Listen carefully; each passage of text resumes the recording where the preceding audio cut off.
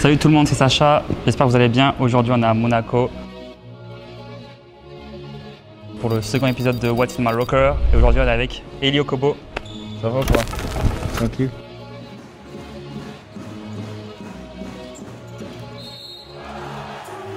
Est-ce que pour les gens qui ne te connaissent pas, est-ce que tu peux te présenter vite fait quel âge tu as, d'où viens-tu? Eli Okobo, 26 ans, joueur de Monaco depuis 3 ans maintenant, passé par Lyon, Pau, Phoenix et voilà, joueur de Euroleague. Ok, super. Donc je vais juste expliquer le concept à nouveau. Le but de cette série, c'est on va rendre visite à un joueur de Euroleague. Aujourd'hui c'est Eli. Il va nous présenter sa routine d'avant-match dans son vestiaire et aussi il va nous présenter son vestiaire, sa rotation de chaussures et on va avoir un peu des anecdotes. Donc c'est parti, let's go. Yes, sir. On se retrouve dans le vestiaire de la Roca Team avec Eli. Est-ce que tu peux nous présenter vite fait globalement le vestiaire? Après on viendra plus en détail sur ton casier. Ouais, ben, chacun son spot. Là on a Vito, on a Papagiannis, Alpha, Korkmaz, Mathieu, Bégarin, Terry, 00, l'agent John Brown, Peter, Nick, Mike, Donatas, Blossom Game et Mam, Zaïté et moi. Donc ouais, j'ai pu choisir mon vestiaire dès que je suis arrivé. Ils n'étaient pas pris. Pourquoi celui-là du coup? Bah, je suis dans l'angle, tu vois, quand tu ouvres la porte, tu peux pas me voir directement. Ok. À la fin des matchs, il y a souvent les journalistes, les gens qui passent. Et là, moi je suis tranquille dans mon coin. Ouais, t'as un peu intimité, on va dire, avec la petite plaque et tout. C'est ça. Et ouais, je me sens bien, je suis à côté de Mam. Un bon gars, on parle bien, c'est cool. Et du coup, vous n'avez pas votre salle de massage, de soins dans les vestiaires, c'est notre salle, c'est ça? On a 2 salles de soins. Et après, avant les entraînements, après les entraînements, avant les matchs et tout, on fait nos routines là-bas. Ok. Ce qui est marrant, c'est que les gens ne se rendent pas compte parce que Monaco, c'est quand même un club prestigieux avec du budget, etc. Mais le vestiaire est vraiment tout petit. Ouais, c'est ça. Mais on est en dessous du stade Louis II, où l'AS Monaco joue. Et du coup, nos locaux, ils sont un peu plus petits. La salle elle est plus petite par rapport à certaines équipes Euroleague. Et le vestiaire aussi. Mais on s'adapte chacun de l'espace. C'est un peu comme un vestiaire de Région 2, quoi. En termes d'espace, bien sûr. Ouais, c'est sûr, mais on s'y sent bien. Chacun a sa place. Il y a assez de place partout. Après, c'est sûr que tu veux toujours plus grand, toujours plus beau, mais ça va, franchement. Est-ce que tu te rappelles un vestiaire dans ta carrière que tu as fait tu te dis, ouais, vraiment là, je suis bien? Ouais, bah, c'est sûr que celui à Phoenix était vraiment différent. Un bon siège de gaming, toute la place, toutes les. C'est encore les chaises roulantes, comme on voit sur les photos. Voilà, et les vidéos, c'est ça. La lumière, le nom en grand, etc. Les écrans partout, le speaker, le jacuzzi, les bains froids directement dans le vestiaire. Donc ça, c'était balèze. À Lasvel, il est bien aussi. Ouais, j'ai fait des bons vestiaires quand même. Qu'est-ce qu'il y a dans le casier à Eli tout le temps? Pour sûr, depuis que je suis aux États-Unis, pour sûr, il y a des Kobe. Ok. Quand j'étais jeune, je jouais pas trop avec les Kobe. Ça m'avait jamais tenté. J'étais beaucoup sur des LeBron avec la bulle dessous. Ouais. Et tout, je trouvais ça trop frais. Mais ouais, quand je suis arrivé aux États-Unis et mon année juste avant à Pau, j'ai joué des Kobe AD. Celle-là, quand j'étais à Pau, avant d'être TJ Short drafté, nous l'a montré au premier épisode. c'est ça. Ben, celle-là, c'est les Demar DeRozan. Ouais. Hyper confortables. Elles m'ont vraiment marqué. C'est vraiment là que je me suis lancé dans les Kobe. Et après, je suis passé le pack Undefeated Pack. Celui-là, c'est vraiment. Ça, c'est tough pack. Celui-là, c'est celui que je saigne le plus. Je l'ai eu je sais pas combien de fois. J'ai joué avec depuis que je suis à Lasvel. Okay. J'ai gagné tous mes titres en France avec. C'est un peu la chocochip chose. C'est ça, c'est ça. Et Kobe 5, c'est les plus confortables pour moi. Ok. Et voilà, et depuis l'année dernière. Je suis bien content là. C'est ça, D-Book, il a sorti sa Chapter 1. Et quand je l'ai vu la première fois, j'ai de suite vu que ça allait être confortable. Et je voulais vraiment essayer de comparer par rapport au Kobe. Et franchement, elles sont nice. Celles-ci, elles sont sorties il n'y a pas longtemps, je crois. Les je te les ai envoyées le mois dernier, je crois. Ouais. Et directement, j'ai bien kiffé. Et depuis, je mets ça. J'ai beaucoup de books dans ma rotation. Et après, quand il y a des big games ou quoi, je peux sortir des packs comme ça. Celles-là, elles sont vraiment spéciales. Et regardez cette paire parce que vous ne la verrez pas souvent, surtout en Europe. C'est ça. Celle-là, elle est vraiment. Et vous savez quand il a sorti la dernière fois? Tu sais ou pas? Parce que tu m'as dit big game, mais tu l'as sorti, c'était pas un big game. Tu sais quand c'était? C'était un match de championnat, je sais plus où. À Rouen. C'était à Rouen. C'était, je crois, l'un des derniers matchs l'année dernière en championnat de régulière. T'as sorti ça à Rouen quand même. C'est un fou, ce mec est fou. Ouais, mais le parquet à Rouen, il est bien. Je voulais vraiment les essayer avant les playoffs Euroleague. Et je pense que ce gris là, mat, il est dingue. Les Kobe 5 encore, elles sont hyper confortables et je les mets de temps en temps, je les sors pas tout le temps. Et après, il y a des petits packs, des packs spéciaux aussi. C'est Kobe 4 que j'ai depuis les États-Unis, je crois. Ok. Et ça, c'était big. Tu te rappelles d'un mec dans ton vestiaire qui avait des paires folles? Bon, bien sûr, il y avait des Booker qui étaient très proches de Booker, Kobe. c'est ça, il avait plein de Kobe spécial. Malheureusement, on faisait pas la même taille de chaussures, donc j'ai pas pu en avoir. Il a les plus grands pieds, lui? Ouais, je crois que c'était 14. Ok, ok. Donc, Michael Bridges, il prenait toutes ses Kobe. Et ça s'échange facilement. aussi. Ça s'échange facilement les chaussures ou c'est un peu non, ça c'est mort, c'est trop exclusif ou... Non, franchement, tout le monde était cool, ça a échangé. Okay. Trevor Ariza, il avait des Kobe belle de collection ouf aussi. Mais en Europe, ouais, j'aimais bien la collection de Jordan Lloyd aussi. Ouais, c'est un épisode, je vais pas dire, mais j'aimerais bien faire un épisode avec lui parce que c'est vrai qu'il avait une rotation, une vraie rotation. Hein. Ouais, il est à fond dedans, il prépare son été, préparer toutes les pompes pour la saison et Jordan il est pas mal aussi. Et je voulais revenir sur Devin, c'est quand même ton gars, tu as joué avec lui. Est-ce que tu es en contact avec lui de temps en temps ou pas? Ouais, on parle pas mal, on a parlé là pendant les JO cet été. Est-ce que du coup tu parles du que maintenant tu joues avec ses pairs ou même pas ou tu on échange, il m'a dit qu'il allait m'envoyer une, j'attends, moi j'aimerais vraiment la toute première, la orange. L'orange, ouais, avec sa 5 exemplaires. Ouais, je kiffe vraiment et on en a parlé pas mal, j'attends ma Crazy Snake. Ce qu'il faut pas oublier c'est qu'Amélie c'est un peu le mec stylé de la LNB quand même, c'est le mec. Likely to become a fashion model. Ellie or Kobo? Ellie or Kobo. Say myself. Quand tu... Non, c'est un peu dans ton domaine. Ouais, non, j'aime bien les... Mettez juste ici maintenant des photos du tunnel Peak là, dans le tunnel, quand il arrive.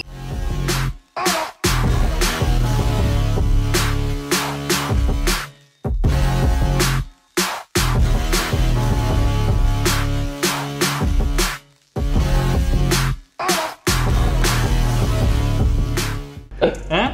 Non, j'aime bien m'habiller propre, j'aime bien les trucs un peu différents mais simples et je pense que ce qu'il a fait avec ses paires, ça me définit bien aussi et elles sont vraiment très confortables. Toi qui le connais pas personnellement quand même, est-ce que tu penses vraiment que ces chaussures c'est à l'image de lui?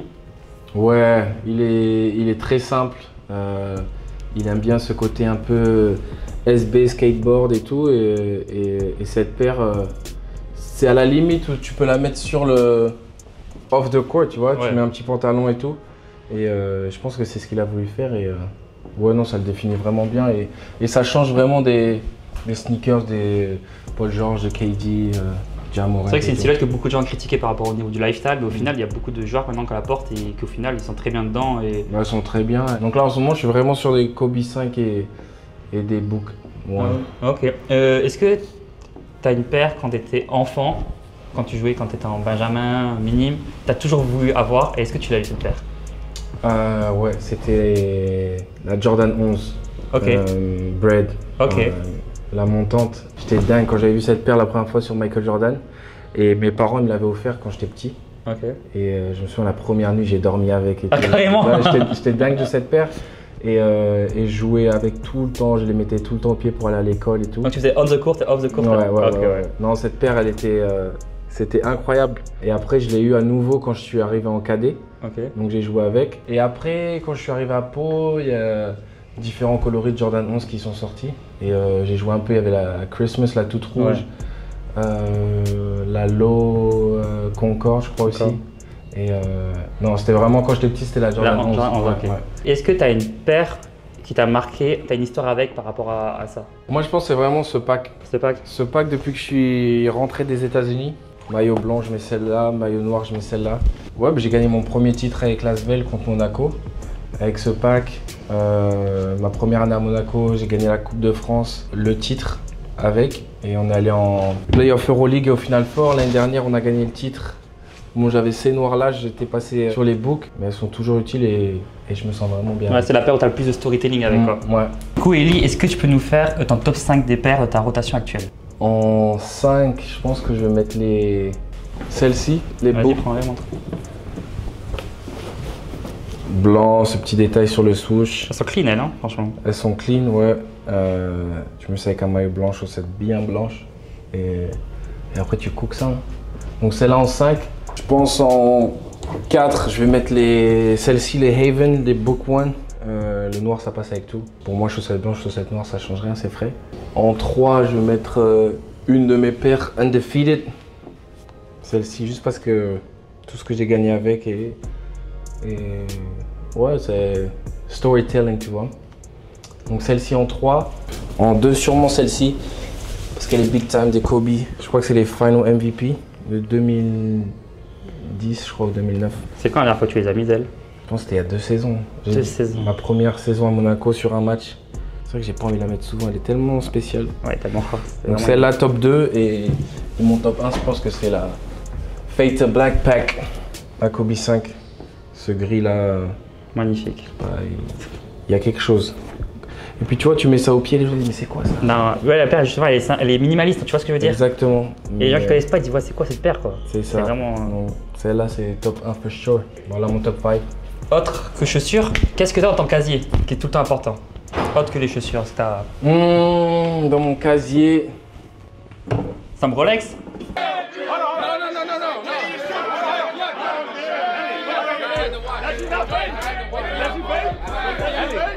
Non. non, le savon, la crème. La crème après parce que tu peux pas, c'est ça, tu peux pas avoir la peau sèche. Ok. Il faut toujours être bien hydraté, bien mignon. Petite beauté là, minute beauté. C'est ça, donc vraiment l'essentiel pour moi c'est de la crème. Question aussi, on va revenir un peu. Tu arrives combien de temps avant le match? C'est quoi un peu ta routine? Qu'est-ce que tu écoutes comme musique? Alors moi je vais arriver 2 heures avant le match. Je vais me changer, je vais aller sur la table de kiné. Avec un kiné on va faire de la mobilité sur tout le corps, les hanches, les genoux, les épaules, le bassin. Après je vais aller sur le terrain, je vais faire ma routine basket. Je vais écouter un peu de musique avec l'enceinte dans la salle des kinés. C'est toi qui mets l'ox? C'est toi qui mets le Bluetooth? Ouais, dans la salle. Mais c'est juste lui et moi, on est vraiment que tous les deux. Et après je vais sur le terrain. Et là il y a la musique sur le terrain. Donc t'as pas un artiste que tu écoutes tout le temps en mode. Mon artiste sûr c'est Drake. Ok. Après ça va dépendre du mood. Je suis pas dans la musique sombre d'éther. Ouais. C'est pas ça qui va me motiver vraiment. Toi tu es dans le R&B des fois aussi. Ouais, tu connais. Je suis un chanteur de sous la douche. Mais ça dépend de l'artiste, du mood. Je me détends. J'essaie pas de me mettre trop de pression avant le match, à mettre trop d'éther. Ça fonctionne pas avec moi. Et voilà, après je suis sur le terrain. Ensuite je me fais strapper, je reviens au vestiaire. Il y a le speech du coach. Et après on a la routine d'équipe. Et c'est à peu près pareil en déplacement.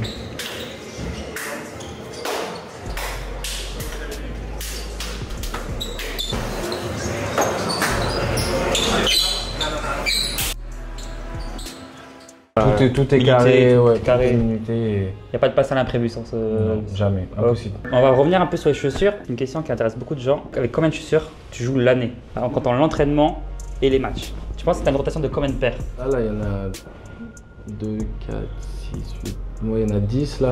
Ça dépend. Je vais mettre des chaussures que je vais même pas mettre au match. Ce sera vraiment des chaussures d'entraînement. Ça, je peux en avoir 3 ou 4. Et après, les chaussures de match, ça dépend vraiment de la couleur du maillot, du mood. Ouais, je dirais 20. Une vingtaine de paires? 20 plus, ouais. Ok, ouais. Le petit t-shirt avait dit 20-30, donc au final, c'est un peu. Dans les standards, je pense que ça restera un peu plus. Après, il y a des événements, tu vois, si tu fais le All-Star, tu vas avoir une paire différente. Ok. Ouais, forcément, il y a des finales, ou des playoffs, ou des Final Four. C'est ça. Ouais, tu rotates un peu pour pas les flinguer direct. Tu mets la même paire aux entraînements et matchs. Ah, et en plus, tu changes les semelles orthopédiques, donc tu changes les semelles dedans. Celles-là, tu les changes aussi plusieurs fois. Et après, je peux avoir plusieurs fois la même paire, la même couleur. Ouais, tu peux avoir 2 fois la même coloris, juste les gens ils font pas attention, mais toi, pour toi, tu sais que c'est une nouvelle paire. Exactement. Toi qui portes des Book One, c'est intéressant, c'est une paire quand même qui est un budget pour tout le monde, 150 € aux alentours.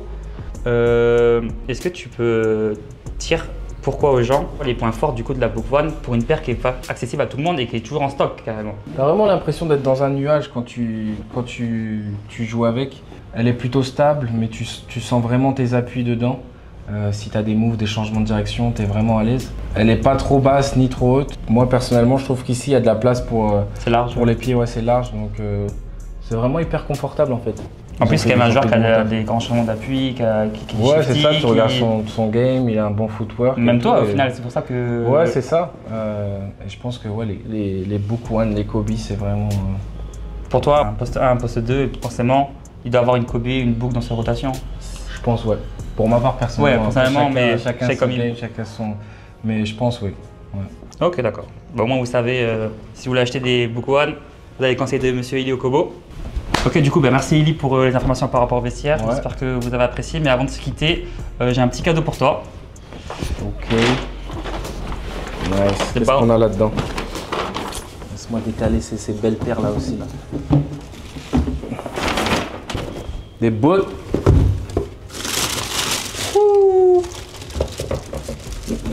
Ça c'est une paire spéciale ça. EYBL. Pour les gens qui ne savent pas, la EYBL, c'est une ligue d'été pour les jeunes aux États-Unis. C'est ça. C'est des paires très rares, il y a des éditions limitées du coup. Il doit y en avoir au moins entre 300 et 400 produites. Et en ta taille, donc Ali Kobo il fait du 13 US, donc c'est 47,5. Il doit y en avoir pas plus d'une dizaine, je pense. C'est ça. Le changement de. Le swoosh et tout, c'est incroyable. Hein. La différence de matière. Même la matière, ça fait du bon là-dedans. Le détail avec son chien, c'est que Devin Booker, il est. Ouais. Comme toi au final, t'as tes triples sans chien aussi. Ouais, hein. ouais. Non, elle est nice la paire. Et puis ce jaune là, il est frais. En plus, sur le parquet gris, ça va. C'est ça, merci hein. Avec plaisir. Yes, sir. Moi, Ça, c'est une paire de Final Four. Hein. c'est ça, for sure, ça va pas être sur les terrains tous les jours ça. Moi j'ai quelque chose pour toi aussi. Un maillot à faire gagner au Kobo de Monaco. Oko Boss, même. Elle est top, merci. Yes, pas de problème. Merci à toi.